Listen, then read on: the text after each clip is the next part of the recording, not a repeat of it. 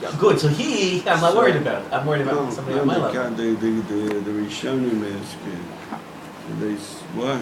No, I'll tell you a story, but the D.I. Uvda, 40 years ago, I was running to the Makolet. It was like, a few minutes before Shabbos.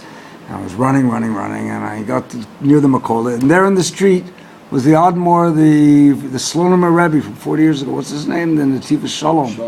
So I said, wow, it's spät, and it's late. And the Admor looks with those Hasidim there.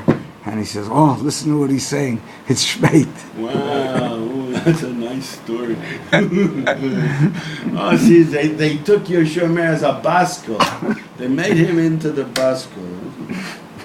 See that he has a scummy could go. You, the slonimer rebbi, considers you a baskel.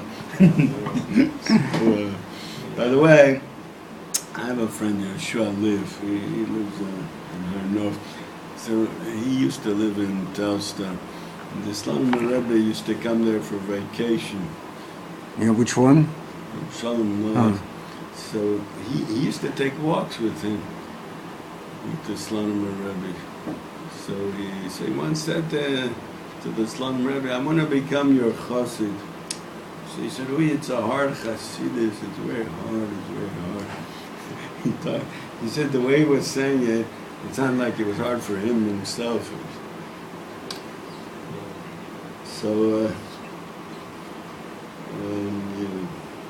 I once went to this one's Tish on Erev Yom Kippur, and I still today I have a word that I share from what I heard of him. I went to his first Tish this once. Yeah. Rav Michal Zilber was there. The first I happened to It seems he has what to say. Good, somebody that talks with a Lithuanian Yiddish with a Lithuanian accent. How could I not be impressed from him? Who stood behind the poor people in Emmanuel, the slonimer Hasidim? Yeah, wow. Miyakum al. He stood in Meir. Miyakum li. Anyway, so that's now the shaila is like this. So why tak is it not a nichush? Toshu said that the Gemara wants to tell us that it's not a nichush. So why? I think the pshat is because the pasuk says was necha, because you learn out. That's what the Gemara says. That from here you learn out that you're mishtamish bebasko. Shenema was necha tishman dov macharecha leima. The pshat is the pasuk is telling us that if you hear voices in the street, you should know that that's min hashomayim. They sent those words. They sent him to say it's shpet. They sent him. So it's not nichush. The pshat is, but we don't know what's sent and what's not. Emma says everything is hashgachah pratית ki yadua, with the story with the leaf that covered up the worm. Everybody knows the story. It was a hot day, and the Rebbe showed the Talmidim. The Baal Shem Tov. Showed his Talmidim that look, you see the leaf, the wind blew. The leaf was a hot day, but there was how could there be a wind on a hot day? Well, it could be such a thing. Maybe it was a hot wind. So the wind blew the leaf, and it covered up the worm, and the worm had shaped.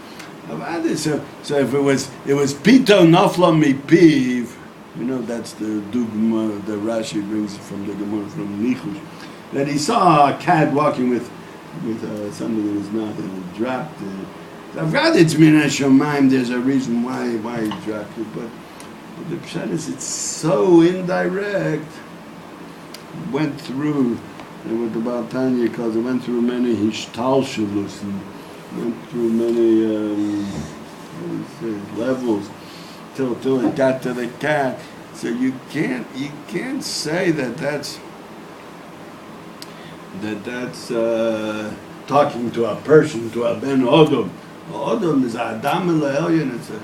It's a big madrega to be a ben odom. So this is what happened to the cat.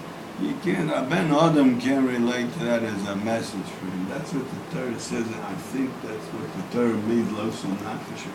But if he hears voices of people, so that a person can rely on voices that he hears from people, because that's closer to the source where it's sent from.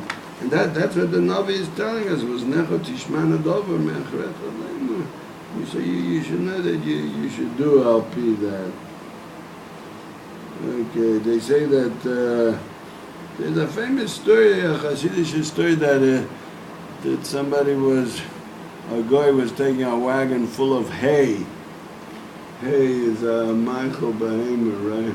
Where they feed animals. And they called it hay in their language, also in Poland or wherever it was. They called it hay. So a bundle fell off. So the guy said to one of the famous tzaddikim when he was there, so he said to him, pick it up from me. She said, I can't. So the guy screamed, you can, it's just you don't want to. So he started crying, well, you see that we can pick up the hay tato, the second hay of the Shem Hashem is the Rambis on the Shechina that comes down into this world. And we have to pick it up. We have to pick it up with our Torah and mitzvah. So he says, you can pick up the hay, the lower hay, you just don't want to, and he cried. You see that? So even a guy, but it's still a human being. If it comes from a human being that you can listen to, that's not called nichush. Good. Here's a very hard gemara for me to understand, at least. You should see why. If somebody learns without singing, Vishona below Zimra, and doesn't sing while he's learning,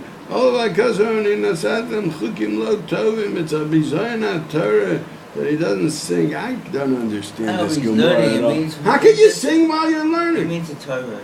What? The Chumash? Yeah. Ah, that's what you say? Yeah. So Taka Rashi, you're right. No, Rashi says Nima can Tame Amikros. Why am I saying it? Because I can't understand how you can concentrate when you're singing. You agree with me? Well, no, tell me, because that you get used to it. That's part of it. It's part of it. That's Rashi. Shoot it? That is Rashi. My sister looks like that. Oh, so for a sister to do it, it's good for her. So, my sister. In the meantime. In the meantime, yeah, if it's so ingrained in you, the truck is so ingrained in you, there's some people, that even though they're not about quality, but the truck is so ingrained in them that it just brings to life. The truck was, we say that the Kadosh Baruch Hu gave more kodesh to the arrangement of the truck. The truck. It's also part of Torah. Right, brings alive. So that's. Going. They say a Baal Tshuva could know the whole Shas and everything else Kabbalah. The last thing he'll ever learn is the trop. And real Baal Kores, they feel the trop. Right. That's how they. Right. They feel it. They can look at it once or twice, but then they don't have to, because by definition they understand if this was being said here, it must be that trop. How else could you say it? Right. No, there were certain parashas that when I was young I hazarded over and over and over again. But not everything did I do that.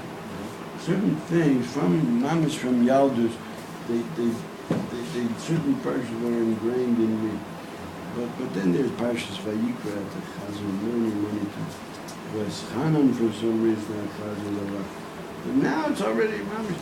And the same thing is the Chumash Megillas, even some of them are like Koheles. It's very hard to remember, but no, it also fits it. Good, Adkan Rashi, but Tosfos doesn't seem to say that. Look at Tosfos. Vashonu below Zimra, Tosfos says, Shahoyu regilim l'shanas ha-mishnayos b'Zimra. Doesn't go on the Chumash, it goes on Mishnayos. So there was a reason for it. So they had it's easy to memorize it to a tune. Yeah, but how could you memorize it if the whole thing is with the same niggin? So what do you get? Maybe every Mishnah had a different niggin. Or maybe it was the same niggin, but it's somehow, like you said, keeps it alive so you can remember. But one thing I think everybody agrees, if you want to go deep into a svara, and you want to sit and think until you mamish understand the omek, you can't sing.